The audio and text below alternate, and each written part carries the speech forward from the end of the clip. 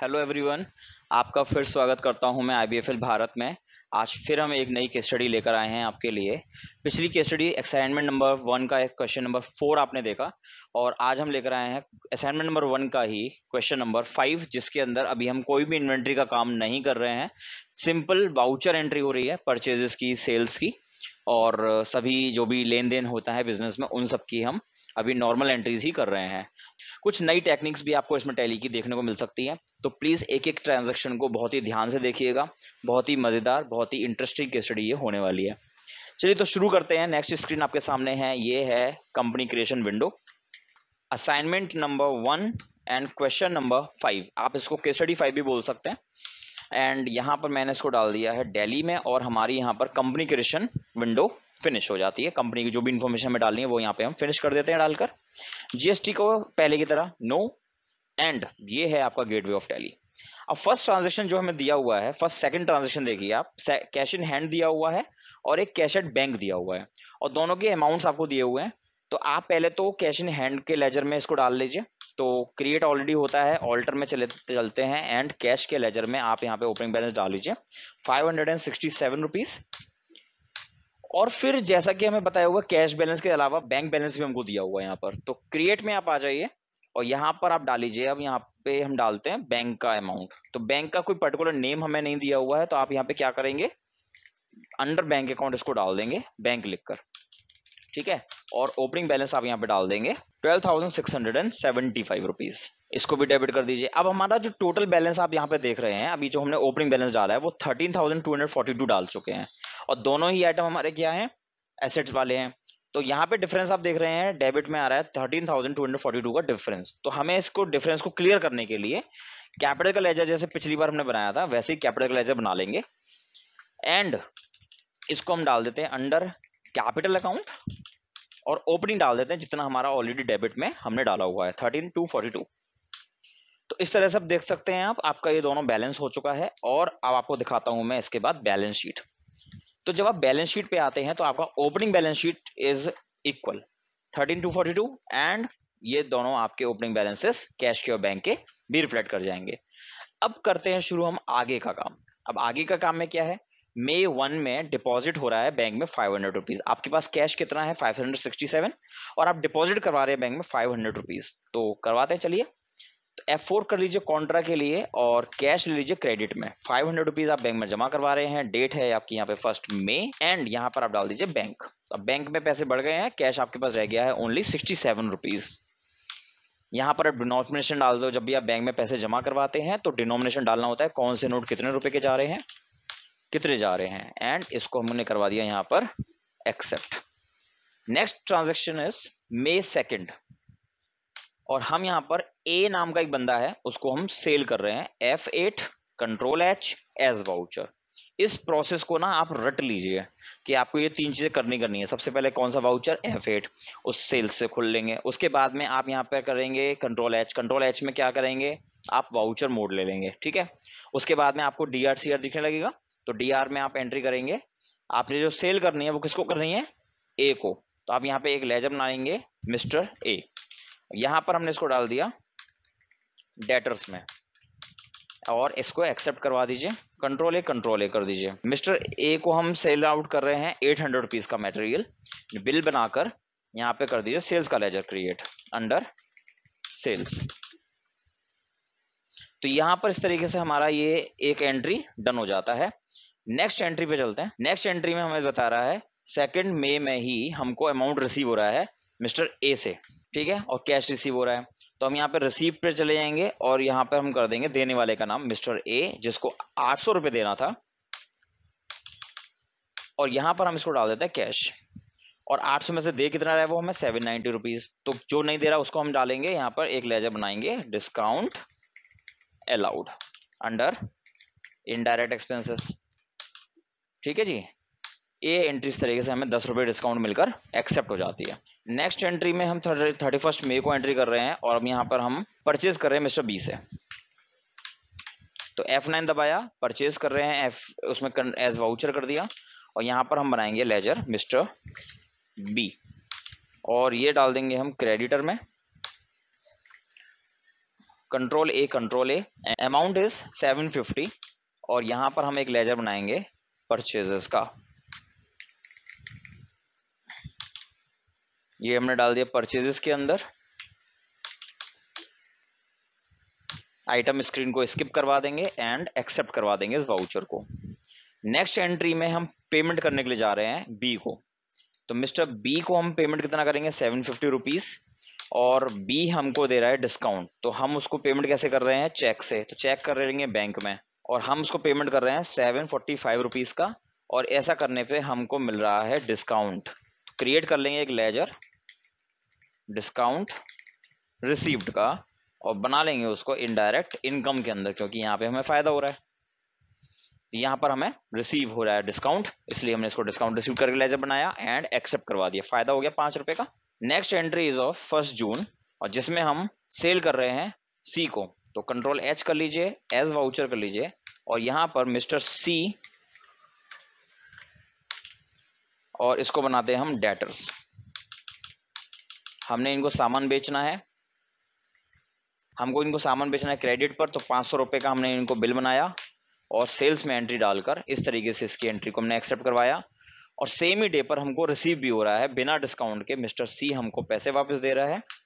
तो 500 रुपीज का हमने ये बनाया और हमने इससे ले लिया। तो चेक के लिए बैंक में एंट्री कर देंगे, चेक नंबर वगैरह जो भी इंफॉर्मेशन आपके पास वो आप डाल देंगे एंड इसको एक्सेप्ट करवा देंगे।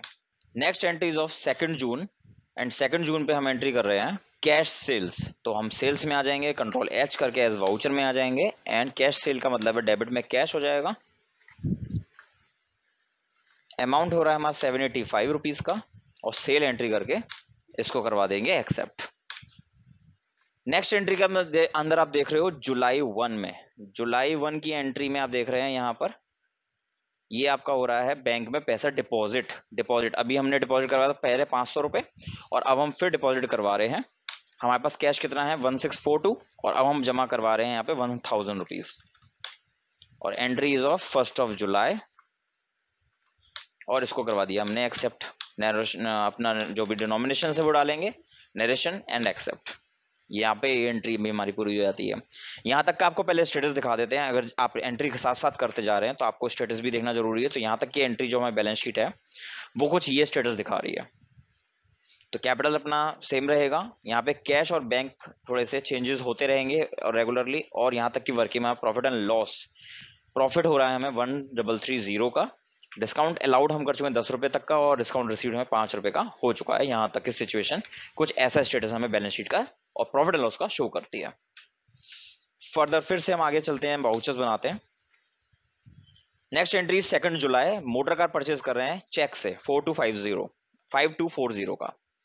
तो आप यहाँ पर पेमेंट में आ जाइए, क्रिएट कर लीजिए एक ledger motor car under fixed asset 5240 और यहां पर हम दे रहे हैं check.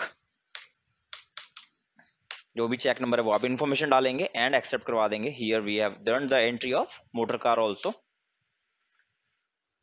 Next entry we are purchasing from D 370 rupees. तो डेट हमारा 31 जुलाई रहेगा। परचेजेस में आ जाइए, कंट्रोल एच करके एज वाउचर कर लीजिए और एक लेजर बना लीजिए मिस्टर डी अंडर क्रेडिटर।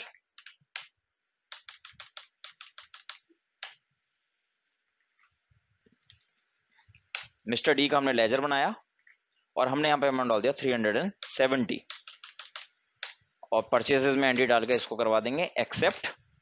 और फिर हम 31 को ही पेमेंट कर रहे हैं मिस्टर डी को। तो आप मिस्टर डी में आ जाइए, 370 का अमाउंट क्लियर करना है अगेंस्ट बिल और हम कर किससे रहे हैं, हम इसको क्लियर कर रहे हैं चेक से। तो 367 अमाउंट हम पे कर रहे हैं इनको और बाकी बचा हुआ हमें क्या हो जाएगा, डिस्काउंट रिसीव हो जाएगा 3 रुपीज का।